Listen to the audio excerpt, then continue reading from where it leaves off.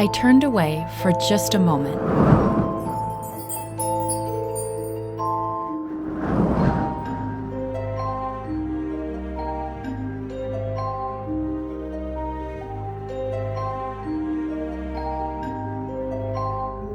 I followed a trail of tea across the table.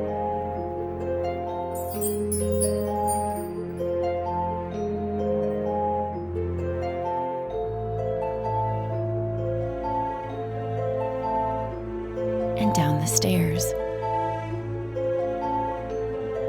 to a little man lounging around, quite satisfied with my tea in his pipe. He had no remorse, though I caught him in the act.